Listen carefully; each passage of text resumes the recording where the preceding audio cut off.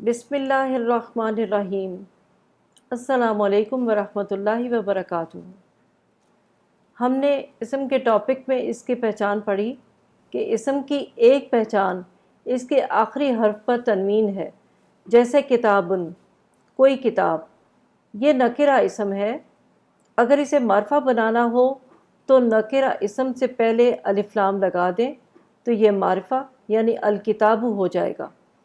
شروع میں الف لام، آخری حرف پر ایک حرکت یعنی تنوین ڈراپ ہو جاتی ہے۔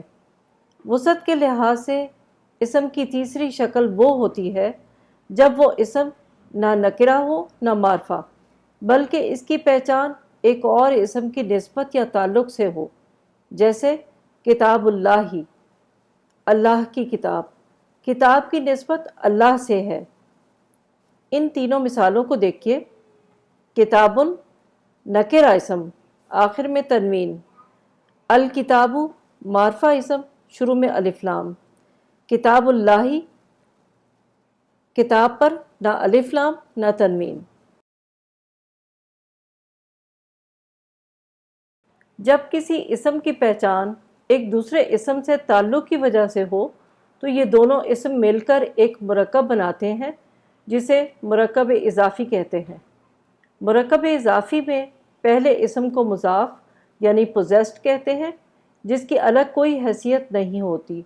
دوسرا اسم مضاف الیہ پوزیسر یا اسم کا مالک کہلاتا ہے۔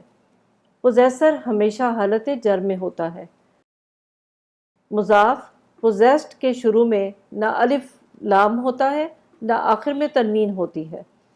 مرکب اضافی بننے کے لیے مضاف اور مضاف الیہ دونوں کی شرائط کا پورا ہونا ضروری ہے۔ اردو میں ترجمہ کرتے ہوئے مضاف الیہ پہلے اور مضاف بعد میں آتا ہے، اور ان دونوں کے درمیان ترجمے میں کا کے کی سے دونوں کا تعلق نظر آتا ہے، جیسے کتاب اللہ کا ترجمہ اللہ کی کتاب۔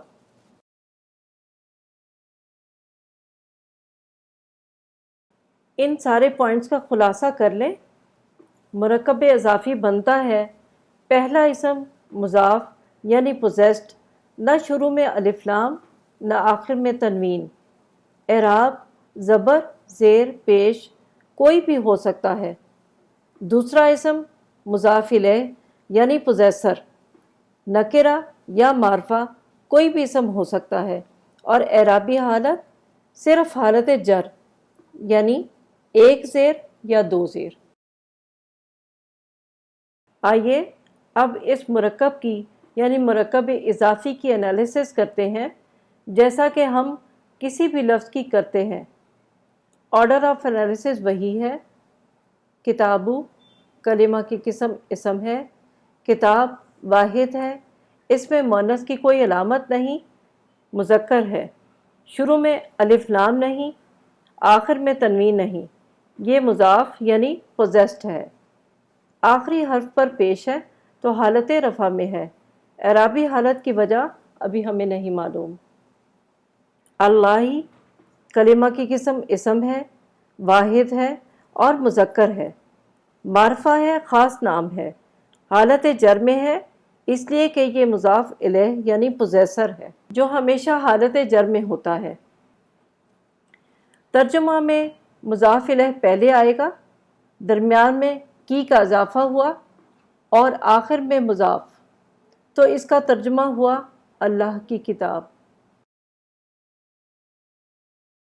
ان گرامر لیسنز میں ہر پہچان کو ہم نے ایک کلر دیا ہے، جیسے اسم نکرہ کی تنوین کو ہم نے بلو کلر کیا، اسم معرفہ کی پہچان الف لام کو ہم نے گرین کلر دیا، مرکب جاری کو ہم نے ریڈ کلر سے انڈر لائن کیا۔ اب جو اسم حالت جر میں رہ جائیں وہ مضاف الیہ ہوں گے اگر ان سے پہلے کوئی مضاف ہوگا، یعنی جس کے شروع میں نہ الف لام ہو نہ آخر میں تنوین۔